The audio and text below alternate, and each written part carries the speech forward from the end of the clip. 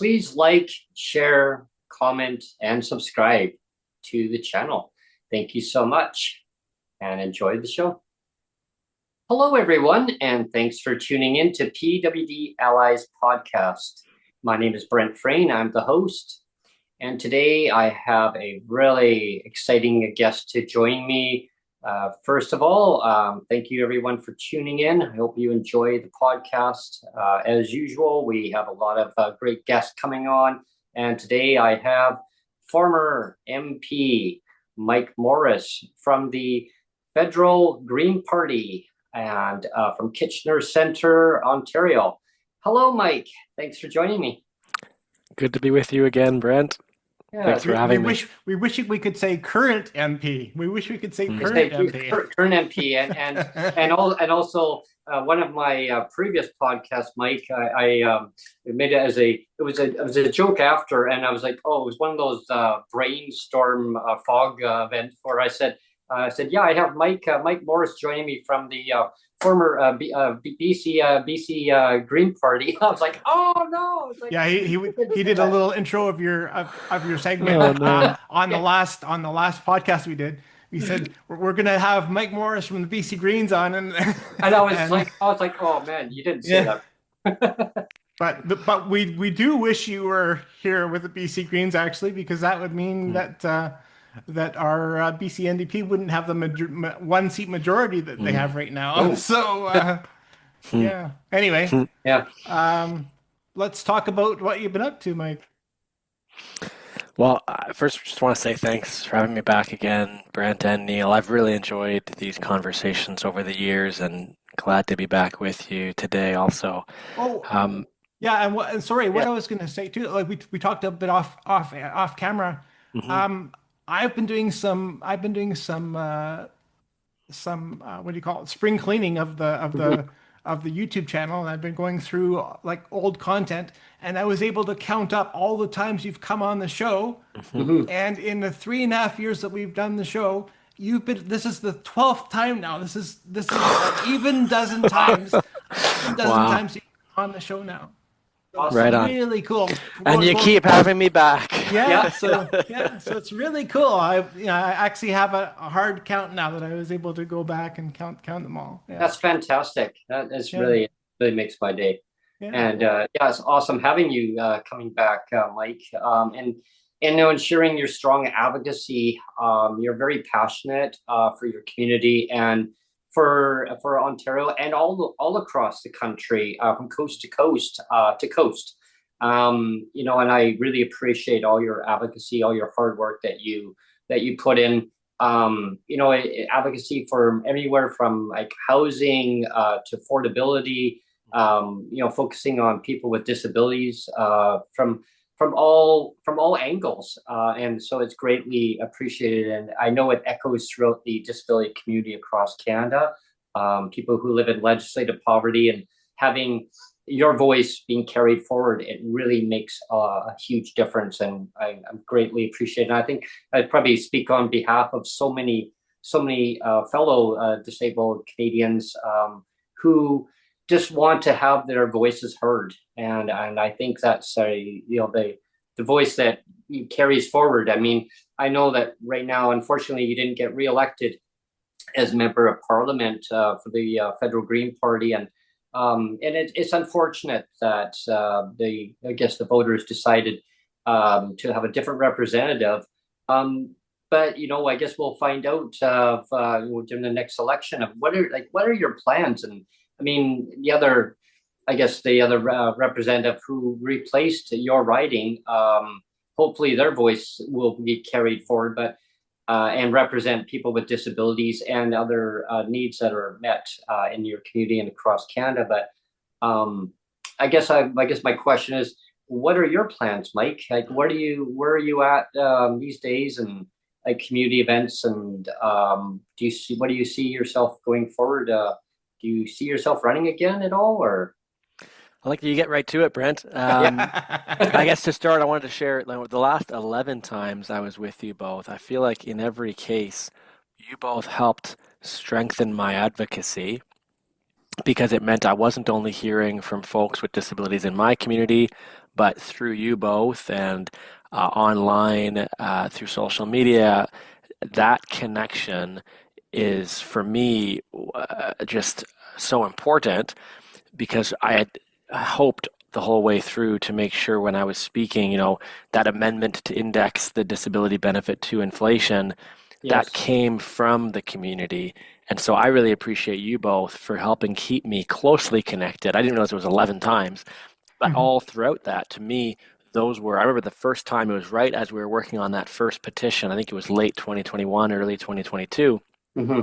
but all the way through, both at home in my community and in spaces like this one with you both, I feel like you helped keep me connected to what you were experiencing. And I'd like to, hopefully we get a chance to talk a bit today about some of what I have been hearing, and I'm sure you both might want to share about with respect to the disability benefit Hmm. today. Mhm. Um, but I feel like you both really helped keep me connected to the community, which in my opinion had me as a stronger MP when I could go to Parliament and, reiterate what I'd heard from you both and from other folks with disabilities across the country. Hmm. Um, to answer your question, Brent, about what comes next, I wish I had a clearer answer for you at this point. What I can commit to is that I'm going to continue to be putting my time and energy towards making the biggest difference I can in issues that matter to my community. And of course, poverty is one of those issues. Since the election, nothing has gotten any better yet for folks with disabilities living in legislated poverty in Kitchener or in other parts of the country. And so that work continues. The question for my family and I now is, where could I best put my time and energy to have the greatest impact possible, to do the most good? That was my interest when I was an MP. Do as much good as you can for as long as you can. Yep. And it remains my interest now as I sort through where I could put my energies. But what I have been doing is just staying, in solidarity with folks across our community. I'm going to continue to speak up and speak out. I have a platform, and I Yeah. want to be using that platform. So we've been clear with local folks across Waterloo Region, and I'll be clear with you both as well, that I do want to continue to use that platform. And I am still to this day on the shadow cabinet for the Green Party of Canada, sorry. And so I Mhm. remain the critic for housing, and the critic for disability inclusion.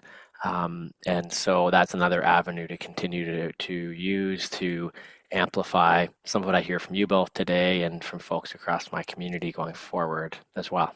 That's Yeah. fantastic, Mike. I look back at that memory lane of when we first interacted on when I had my former Twitter space. Mhm. There was a guest that came on who had actually who had recommended that I would have you on as a guest, Mhm. and the name would be Hayden's Mama. Hayden's Mhm. mama, Yeah. she had, I guess, had contacted you, and then she had mentioned for you to come on to the show. And so I want to give a huge grat out to Hayden's mama for making Mhm. that happen. We've taught you a lot about how poverty impacts Canadians with disabilities across Canada, and also Hayden's mama for what she had gone through in her life. That's how we first interacted, and so thank you on that for Hayden's mama. I won't say her real name, but yeah, it's thank you and on that, Mike, for joining. Way back when, and continuing your advocacy going forward. Well, Yeah. and her courage too. You might remember, Brent, I had the chance to share Hayden's story in Parliament, Hmm. um, with his mom's permission, and Hayden should be with us still today. Yeah. Yeah. And her courage in allowing for folks like myself and um, to help the rest of us understand the Mhm. impacts that legislated poverty has on folks. Um, when I think about what I got to do as an MP, it's both, I'm proud of some of the things we got done, Mhm. Hmm. but also when I think about when you have that kind of level of privilege, whose stories are you sharing? Who are you spending your time fighting for? And it's my opinion that groups like the Canadian Association of Petroleum Producers have more than enough time with MPs, and they get rewarded handsomely for it. Oil and gas companies get $18 billion in subsidies from the federal government every single year, and I think on average they meet with MPs 5 times a day, 7 days a week, 365 days a year. Yeah, wow. And so it was my hope as an MP to spend my time lifting up the voices of folks that aren't as often heard in Parliament, who don't have the lobbying power of some of these massive industries. And I think about Hayden's mom and her story and Hayden's story, and I'm really grateful to my community to have given me the privilege to speak on behalf of folks like her, whose story is tragic, but not unique.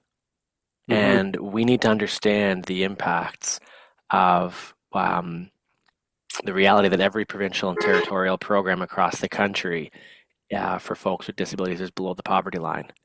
The fact of how long it takes to get onto ODSP when someone turns 18, for example, and how completely inadequate it is. And there's no one better to help us understand that than folks with lived experience and the caregivers of those who have lived experience. Well, one of the reasons why we really wanted to have you on again was because, like, I've been following you on your social media that you are on. You're not on Twitter anymore, but I do follow you on your other social media channels, and you've been posting like 1 minute videos about disability advocacy still, and I thought, well, that's great, but I thought, I think Mike deserves more than 1 minute. So rather than just do a 1 minute video of where you did a thank you to the community and stuff like that, I thought, well, I think Mike Morrice deserves more than a minute to just come back and update everybody on what's going on. So yeah. Well, thanks for that, Neil. And likewise, folks with disabilities deserve better as well. It was in the dying weeks before the last election, the closing weeks of the last parliament, that we finally got the regulations for the disability benefit to be finalized. That was one of the last campaigns and letters that I wrote to a minister, was pushing for that to be the case alongside so many others, lifting up folks with disabilities who knew that if that regulation didn't get published before the election, there wouldn't be even an inadequate disability benefit. There wouldn't be one at all. And then, of course, when we all made clear that the new cabinet of Mr. Carney prior to the election didn't even have a minister for disability inclusion. To me, that's kind of some of the last calls that I made in my time as an MP to reverse that decision and to return a disability inclusion minister to cabinet. And I appreciate you still following along, Neil, and I hope others are as well, because we need to make sure we're continuing to lift up the voices of folks in poverty and those who are disproportionately in poverty, like folks with disabilities. And I've said to a few people back home, I'm not going anywhere. I'm still here, and I'm still just as concerned and disappointed and angry as I was before the last election. And so those are issues I'm going to continue to talk about. The new cabinet doesn't have a minister for disability inclusion, which is crazy to me. Crazy. It demonstrates that that the disability community is not a priority to this government, right? I'm not sure if you both were following, but last week Elizabeth May in question period asked a question about the disability benefit. Yeah, I caught that actually. Well, did you notice that so it's now under Minister of Families and Children or something, I guess? Yeah, Families and Children and Jobs. But there, did you notice when the minister responded to the question, she wasn't even able to correctly name the disability benefit. She called it a credit. I noticed that. I heard that too. Yeah. So it Yeah. gives you an indication of where Yeah. this, if that level of, briefing, not that the person, she's new into the role. So, Hmm. but in terms of the briefing notes in that, if that's a level where she's not even aware that it's a benefit, it's not a credit, Yeah. Yeah. I think that is an indication to the disability community of how much more work needs to be done as a result of not even having a minister who Yeah. is, directly accountable. So those are calls, among others, we can talk about over the course of the Yeah. next bit here today I that wonder if that we was. need to I continue wonder to if it was push. $1 million question. If Mm. she would have got that right. Like if it was a Hmm. Who wants to be a millionaire? If it was the final question, I was like, would she have got it right then? Well, it makes it clear that the advocacy that we were doing together needs to continue, because this minister now needs to know what the benefit is, as Hmm. well as what it will mean to fix it and fully fund it, because it remains locked behind the disability tax credit. It remains based on household income. We can go over the long list again of all the Yeah. Hmm. issues with the disability benefit, but if the minister doesn't even know what it's called yet, it gives you a sense of how much work needs to be done. Yeah, Yeah. there's a huge problem when a minister doesn't even know the file properly. I'm still baffled on how the benefit became historic down to watered down, it literally down to Yeah. it's like taking the carbon out of a pop. You got a Yeah. flat pop now. I mean, from all fizzy and this is going to be great and to down to nothing. Like it's just Hmm. based on individual. Now it's all based on household. It was supposed to be historic, modeled after the GIS, and now it's just basically despicable. How I've long held the opinion that if Carla Qualter was still on the file, Mhm. she would have got over the finish line. But partway through, you could tell the narrative change. You I could noticed tell that. that she was being fed other, basically somebody was telling her like, say this now, Carla, like change your narrative. I think on the last podcast, I termed it like slow your roll, Carla. You have Hmm. to slow your roll. Hmm. You're doing too good of a job, Carla. Doing a good job now. That's kind of what I think happened. Well, the There. benefit Well, was too good, eh? And it was gonna help at least minimum 1.5 million originally, and then it went down to hundreds of thousands, and then it went down to tens of thousands. And I saw the narrative change, and I thought this is not good. it, separate from people, though, this was one of the themes of the last parliament, and you could even say of the last government. Hmm. Time and again, there was lofty rhetoric. We're going to plant 2 billion trees. Yeah. Anybody counted how many trees are planted yet? We're going to cap emissions. Last election under first past the post. Right. Time and again, this lofty rhetoric that Hmm. did a disservice not only to the folks that were directly impacted, but to, belief in elected leaders. I think it's really important to be direct and clear with folks and to follow through. And time and again, there wasn't that follow through, and it was the government, and it was often that particular prime minister who Yeah. set that rhetoric. It wasn't others. They said it in their Right. own throne speach. Right. Hmm. They set the bar in each of those cases where they chose to set it, and had a very difficult time following through right across the board. And this was one of those examples that they chose to use those words and those metrics. Hmm. And obviously, what was delivered didn't reflect anything of what was either promised or what the community was calling for. One thing on the Canada Disability Benefit, Mike, is I mean, I still will advocate and push for it because I believe that anyone on provincial and territorial benefits and federal benefits should, I mean, they're already disabled. They're already designated as a person, legislated designated as a person as with a disability. So they should automatically get that federal benefit. And like without having to jump through the DTC requirements, 16 pages of rhetoric paperwork that doctors don't even know. A lot of them don't even know how to fill it out. if they don't choose the right language in that, then people are not going to be qualified for it. And then they got to apply for the application that hasn't even come out for the Canada Disability Benefit yet. Bingo. It launched in July, and doctors, like I have one of my neighbors who is a doctor, and he says, person is designated as a person with disabilities in their province and territory. I go, right. He goes, right. We don't have the time. We don't have the energy. Why should people who are in legislative poverty, and that's coming from a doctor, in legislative poverty, he says, having to basically fork out, hundreds of dollars to fill out all this paperwork. He says, you know how many clients I have? I go, I have no clue, sir. I have 150 patients. So imagine 150, that's a lot of hours that I got to spend filling out something that someone that may not even qualify for a federal benefit. They qualify provincially, so why don't they qualify federally? I go, bingo. Well, I said, you get it? He goes, well, the problem is the federal government does get it, though, Brent. He goes, they do get it. They're doing it deliberately as a tactic to delay. And I said, well, it puts people's lives at risk.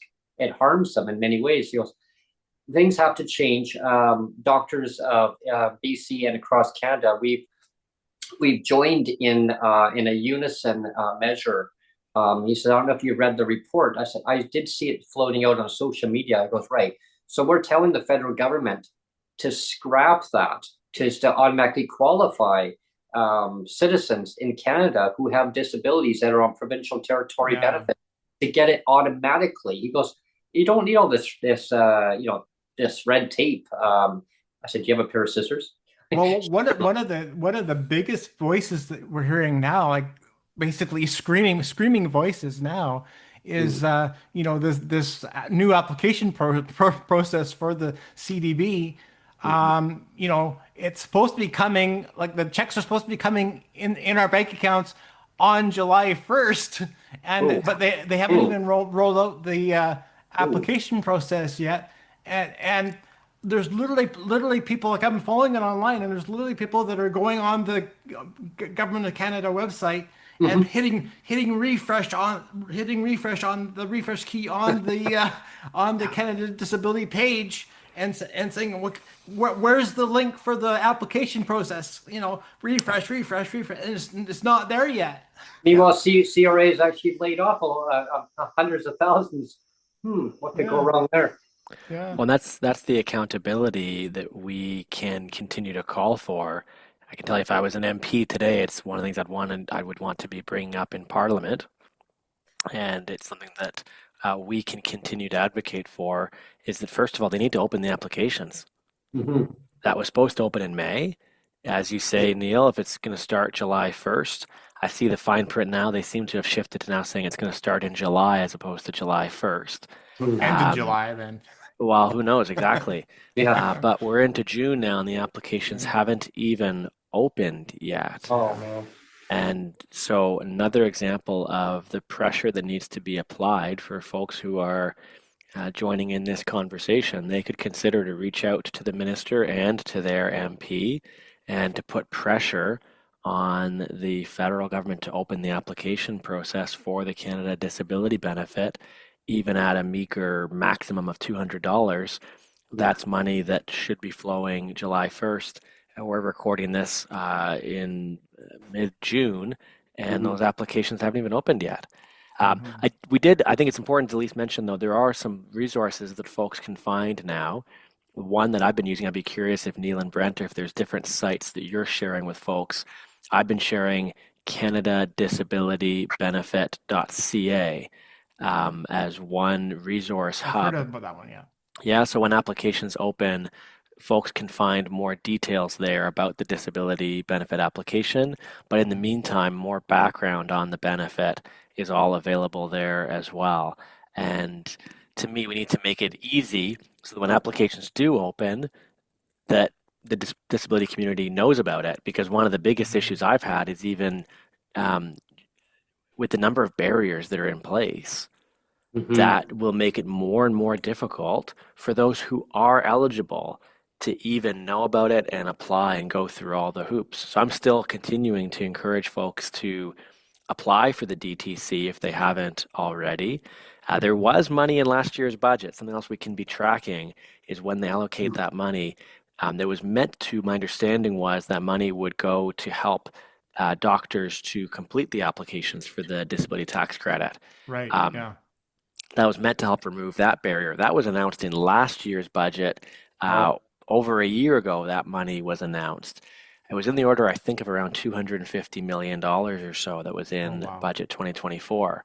Oh, That's another point of advocacy that we could be continuing to lift up is to allocate those funds to help make it easier for more folks to apply for the DTC, but of course to open the applications. Yeah. yeah.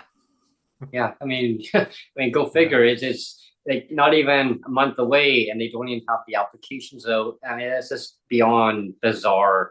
I mean, here's a little tidbit of information that I shared before with Neil on the podcast here, and I remember it was about almost actually just over a year and a couple months ago. I talked to the CRA because I was actually talking about the Canada Disability Benefit. I was mind boggled. I don't know if you've heard this, Mike, before, but the CRA had told me that anyone on provincial and territorial benefits should automatically receive that benefit because the CRA, we have your information. Like, say what? Well, we already know who's on provincial and territorial benefits, sir. Yeah. So we already have your T5007 on file. So we know who's on benefits. I go, well, apparently they say that you have to apply for all this stuff. Yeah, you know what? I'll leave it up to the federal government to make that decision, but we have information. I'm like, so you're admitting I didn't say that, sir. It's just one more example, right, Brent, where Yeah, if they were serious about this the way, and I said this in Parliament over and over yeah. again, Yeah. if they were serious about it the way they were about the Yeah. Canada Child Benefit or Hmm. about the Guaranteed Income Yeah. Supplement, the order would have been reversed. They would have allocated funding first, Hmm. and they already had eligibility defined based on provincial and territorial programs. Yeah, That anything else is a bunch of rhetoric. yeah. But and that to me is part of, what I'm hearing from folks with disabilities in my community, what it looks like to fix the CDB is to remove the DTC as the Yeah. barrier, to Yeah. increase the amount to be above the poverty line so that it's at the very least adequate, to remove the household income criteria as another example. Hmm. These are things they could do tomorrow if they were serious about it. And if they're going to get serious, we will need to continue to advocate so that they feel that pressure, that's what is required to happen. Well, Because I know when I had the phone call with them, the line dropped off. They said, "Looks like we got a lot of static interference or something." I think the individual just didn't want to go there on that one and just ended the call. It was like it just dropped right off. I'm like, "Wow, that's a nice call, right?" But you're right, Mike. The federal government could change things just like that, snap of a finger, and it just takes that initiative to realize that maybe they're not impacted by their decisions. I mean, it impacts people's lives who live in legislative poverty across Canada, and it's like they live in a bubble, right? And it doesn't affect their lives until they realize that their decision making really has a huge impact, not on, I mean, just people with disabilities, but also on the community that they live in, right? If they don't have that money, they can't put that money back into the communities that they live in to help, small businesses, or they can maybe go and buy some clothes, buy some more adaptive equipment that they need, medications, just their well-being, and paying their high market rents. I mean, that's another topic in itself. But I mean, it's crazy where people have to cut back. They have to keep cutting back and cutting back because food inflation is an all-time high. And I guess with that carbon tax credit that we had, I mean that really made a huge difference across Canada for people with disabilities and in poverty. And it should have been replaced into somewhere else. Like they got rid of that carbon tax credit. They could have shifted it over somewhere else and helped people in a different area. But instead, they scrapped it. So that's one source of income. Well, it was a loss. And I know I talked to, we had a rally in BC just recently. and our member of the Legislative Assembly here, and I mentioned to our MLA at the time that these tax credits. I mean, it was a loss of income, and I said, just have to raise the rates. Well, we're waiting on the Canada Disability Benefit, and again, see, they're waiting on a federal government to do this. Meanwhile, they take away these tax credits, and so it actually has a huge impact on people's lives. And I still think that if maybe the provincial governments, I mean, rather than waiting, just they boost up their rates in the meantime, and when the federal government finally gets around to getting this Canada Disability Benefit going, they could just do it as a top up. But the other thing we're not talking about, Brent and Mike, is that the fact that the CDB, the Canada Disability Benefit, is means tested, because Right. because Yes, let's get to the point that it's $200 right now. It's $200 maximum. Right. And there's I was looking at all of the ways they can disqualify you. Like there's a whole laundry list of, oh, well, we're gonna disqualify you for this. We're gonna disqualify you for this. We're gonna disqualify for I mean, it's ridiculous, So I mean, like I'm looking at it and thinking, well, I actually have the DTC, but that's not a guarantee that I'm going to get it. They're probably going to find a way that, oh, well, Neil, sorry, you don't qualify. You might get $2 of that $200. That's right. On one place. Yeah. That's right. That's right. That's why, again, we were calling for the disability benefit to be fixed, and removing the means testing was one of what we were calling for. Right now, we should be really careful. It's up to $200. It's not a $200 monthly benefit. It's up to, and that means testing begins at $24,000 a year. And as you say, Neil, which is super low. That's right. That's right. But again, a credit to the disability community. We were also advocating on ensuring there were no clawbacks from provincial and territorial partners. And that's actually one of the reasons why I put forward one of the amendments I did that requires agreements between provinces and territories and the federal government to be made public. Because we knew in the federal bill we couldn't put in place a responsibility of another order of government, but we could require the federal government to make public their agreements, in hopes that if those agreements don't include provisions to prevent clawbacks, that they might be, embarrassed by that, or might have an increased accountability to ensure that they did prevent clawbacks. And you might remember back at committee, that was a close one. We won that on a vote of 6-5. Yeah, there was a lot of close votes. Oh, there was. Yeah. It was one of the 5 amendments of the 9 total, but 5 that my team and I were successful with bringing forward from the disability community. But fast forward to today, and I can say we just learned that Ontario, despite leaking memos that were suggesting they may attempt to claw back, we now know that they won't be. And I believe you both would know better, but I think other provinces and territories look to be following suit as well. Yeah. So Alberta clawing back, though. Apparently, Alberta's still calling. Alberta is right. So Alberta is the one that we know of any. Terrible. So, but again, that's a publicly known, in part as a result of that change to the federal legislation. And I can say in provinces like mine, that would add, more embarrassment for the provincial government if they were to attempt to do that.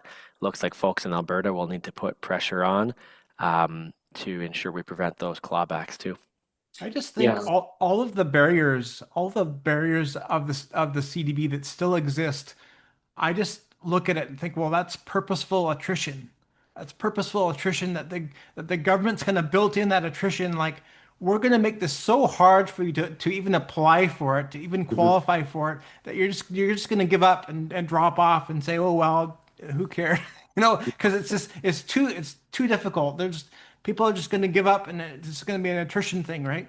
And I think that's a big thing that's going on behind the scenes. I think you're absolutely right, Neil, and we know that based on the lack of funds allocated for the benefit. Again, this is something I shared, and I don't have the numbers off the top of my head right now, but if you look at the Canada Child Benefit and the Guaranteed Income Supplement programs that the disability benefit were compared to, yes, they were orders of magnitude more. I think like around, it was 20 some odd billion dollars. I can find one of my speeches from years ago to track the number, but in the order of like 20 some odd billion.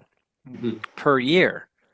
Wow. The disability benefit is 1 billion per Yeah. year. Right. So, Neil, Like when a you drop look in at all the third, yeah. yeah, all the barriers, all of the means testing, all of that is partly how it got reduced to that scale that should not be compared to the Canada Child Benefit or the Guaranteed Income Supplement because it is orders of magnitude smaller in total disbursements to a population that is living in poverty every single day. Mhm. Mm. And what I said to the prime minister in question period one day is he nor I, neither one of us know what it's like to live under the crushing weight of legislated poverty every single day. Mhm. Mhm. That's why we should be listening to the disability community. And unfortunately, what they came out with, while it may help some, it's just completely The more inadequate. the more majority of PWD are not going to benefit from it. And I mean, when I say that, I mean because it's so many barriers of means tested. I mean, the household income. I mean, if you got two PWD, just for instance, on provincial benefits. I mean, if that household income gets too high, you're not going to qualify. I mean, that's one thing that I look at too. I've talked to people in my community too, and we have a apartment building that's a couple doors down from here, and the discussions all the time is Canada Disability Benefit. Do you know any updates, Brent? Do you know any updates? I'm following it very closely. And the one fear and the question that I hear all the time is, how is that going to impact my household income? I said that is a good question. I said, okay, so you got two PWD, both of you, and they're like, yeah, okay. So in BC, it's I think it's like 17, almost $18,000 per individual per year. So it's $36,000. I said, so if that household income exceeds that amount right away, you're not going to get that Canada Disability Benefit. I said I could be wrong, but I said it is a very unknown charter of waters here that we're kind of exploring because the federal government has said they don't want to divulge information out where it affects people's lives. So that's the voice that I'm carrying forward, I guess. And what do you take on that, Mike? I mean, I guess the fear that what people were worrying about on that. Well, I guess constructively, I'm thinking about, the advocacy that can still be done and needs to be done Mm-hmm. by the disability community and those who seek to lift up their voices. Mm-hmm. And that means pushing for applications to open. That's the clarity, right? Yeah. With the application process would provide a further level of clarity for how it will be assessed and if it will start in July. And Yeah. so pressing for applications to open, uh, pressing to not let them forget the promise they made, because that's part of, I think, the strategy Yeah. is it gets dated, there's no minister responsible, and that reduces their sense of accountability. But continuing to press to fix and fully fund the Canada Disability Benefit, that needs to be a priority. Um, we are hearing about other priorities seeing increases to their budgets. Why is it that the disability community is not being prioritized if the minister, as of last week, wasn't able to recite the actual name of the benefit? Yeah. We obviously have a need for more advocacy and more public pressure, not just to open applications, but to fix and fully fund the benefit. I'd say the third to also consider that I've been hearing from groups like Inclusion Canada and others is to now also watch for the details of other pieces of legislation that may impact the disability community. And so Mm-hmm. one example is this new legislation to reduce the personal income tax rate. Um, Right. The bill C2, is it? I think it's C4, C4? um, but that would actually reduce the disability tax credit Yes. Oh, in yes, the Yeah. yes. current form. Yeah. So Yeah. we need to improve Bill C4. I'm understanding folks with disabilities who have the DTC will lose $98 Yes. in that tax credit affecting 900,000 people. I've So been now reading you're that too. That's for the first year, and for the second year is probably double that again. right. Yeah. Yeah.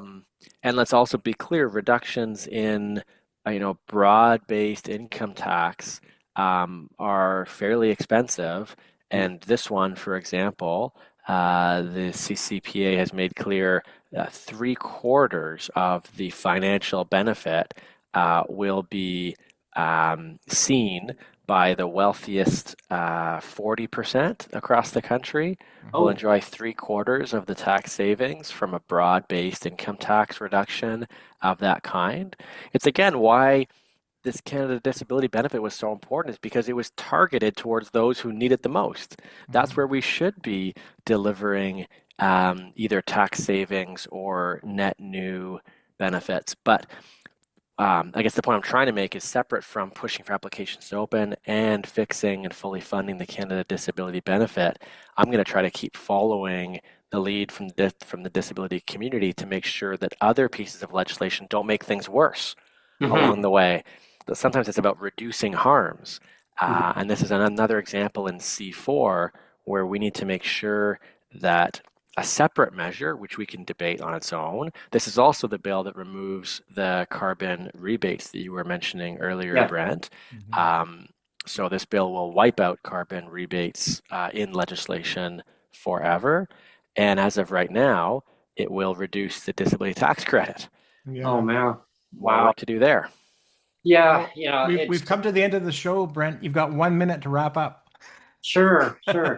Well, first of all, there's so many things that need to be fixed with the Canada Disability Benefit. I can't believe it, like 5 years, and the government still hasn't got that benefit out to people in provincial and territorial benefits and federal CPPD federal benefits. There's definitely a lot of action that needs to be taken. Fast track this benefit, federal government. People's lives don't get put on hold. Disabilities don't get put on hold, right? It affects people's well-being. They know what benefits them, right? And that's the benefit that you promised. So please get that out ASAP and just streamline it. So anyone on provincial and territorial benefits, get it automatically. None of this red tape. Cut all the red tape. Give me the scissors. I'll cut it myself. But thank you. First of all, I want to thank you, Mike, for coming on and joining us today. And I look forward to having. Let's do this again for number 13. Yes. Yeah. Sure. I would like that. Again, I think it's just so important for everything we finished talking about over the last hour that this advocacy needs to continue. I'm going to continue to be a voice that's speaking out. I will continue to be, serving in the Green Shadow Cabinet with a focus on disability rights and inclusion. And I continue to be just deeply disappointed that there are so many folks in my community with disabilities living in poverty. Yeah. And so if I could help to continue to amplify with the platform that I have, I'd like to do that. And I'll be better at it if we continue conversations like this one.